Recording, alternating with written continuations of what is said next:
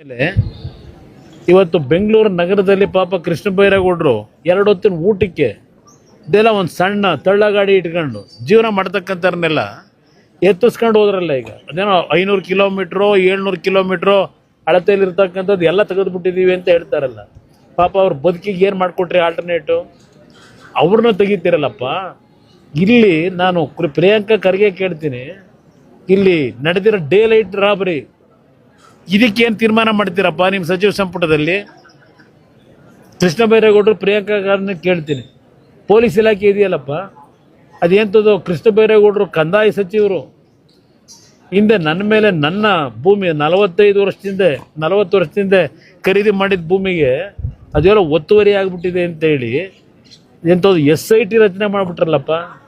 SIT ರಚನೆಯ ಈಗ ಇಲ್ಲಿ 100 ಕೋಟಿ 1000 ಕೋಟಿ ಲೂಟಿ ಮಾಡಿ 1000 ಕುಟುಂಬ ಬೀದಿಗೆ ತಂದು ನಿಲ್ಸವ್ರೆ. 4000 ಕುಟುಂಬಕ್ಕೆ ನಿವೇಶನ ಕೊಡ್ತೀನಿ ಅಂತೇಳಿ ಇವತ್ತರೆಗೂ ಒಂದು ನಿವೇಶನ ಕೊಡಲಿಲ್ಲ. ಯಾಕಪ್ಪ ಇನ್ನೂ ಮೌನವಾಗಿದ್ದೀರಿ? ಮಾತಾಡ್ರಪ್ಪ ಇದ್ರ ಬಗ್ಗೆ. ಏನೇನಾಗಿದೆ ಅಲ್ಲಿ?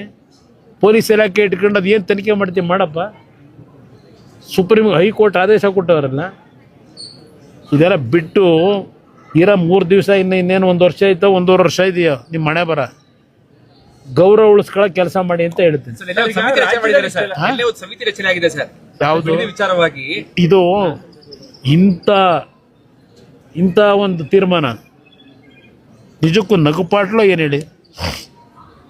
ಈಗ 30 ದಿನದಲ್ಲಿ ಅದೆಂಥದ್ದು ಹೊಸದಾಗಿ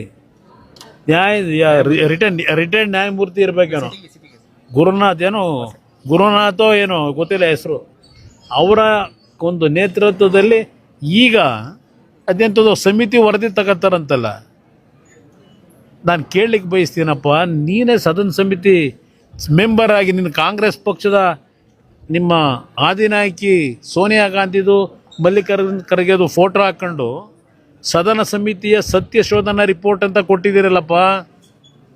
2006ರಲ್ಲಿ ಇದೇ ಬಿಡದಿ ಬಗ್ಗೆ ಬಿಡದಿ ರೈತರನ್ನೆಲ್ಲ ಭೇಟಿ ಮಾಡಿ ಅವ್ರ ಜೊತೆ ಅವ್ರ ಕಷ್ಟ ಸುಖ ಕೇಳಿ ಆ ತೋಟಗಳನ್ನೆಲ್ಲ ನೋಡಿ ಒಂದು ವರದಿ ಕೊಟ್ಟಿದ್ದೀರಲ್ಲಪ್ಪ ಸದನ ಸಮಿತಿದು 2006ರಲ್ಲಿ.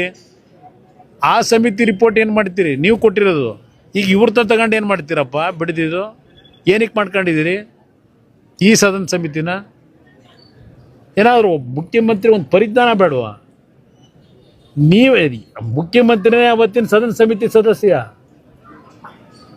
ಆ ರಿಪೋರ್ಟ್ ನಾನೇ ನೆನ್ನೆ ಬಿಡುಗಡೆ ಮಾಡಿದ್ದೀನಿ. ಅವ್ರು ಏನು ಕೊಟ್ಟವ್ರೆ? ಈ ಸದನ ಸಮಿತಿ ಮಾಡಿ ಇವ್ರ ಏನು ತಗೋತೀರಿ? ಇದೇ ಗೋಪಾಲ್ ಗೌಡ್ರು ಇದೇ ನಿವೃತ್ತ ನ್ಯಾಯಾಧೀಶರು ಸುಪ್ರೀಂ ಕೋರ್ಟ್ನ ಅಲ್ಲೊಂದು ಬಿಡದಿನಲ್ಲಿ ಈ ಒಂದು 15 ದಿವಸದಿಂದ ಬೆಳಗಿನ ಸಾಯಂಕಾಲದವರೆಗೂ ಹವಾಲು ತಗೊಳ್ಳಿಲ್ವಾ? ಅದೇನೋ ಜನ ಕೋರ್ಟು ಅಂತೇಳಿ ಅವ್ರು ಕೊಟ್ಟವರಲ್ಲ. ಗೋಪಾಲ್ ಗೌಡ್ರು ಜನಗಳು ತೀರ್ಮಾನ ಕೊಟ್ಟಿದ್ದನ್ನು ಕೊಟ್ಟವರಲ್ಲ, ಅವ್ರು ರಿಪೋರ್ಟನ್ನು ಮಾಡ್ಕೊಂಡಿರ್ಬೇಕು. ಗೋಪಾಲ್ ಗೌಡ್ರ ಹತ್ರ ಕೇಳಿದ್ರೆ ಆಗಿತ್ತಪ್ಪ ಜನ ಏನು ಮಾತಾಡ್ತಾರೆ ಅಂತೇಳಿ. ಈಗ ಇನ್ನೊಂದು ಹೊಸ ಸದನ ಸಮಿತಿ ಮಾಡಿ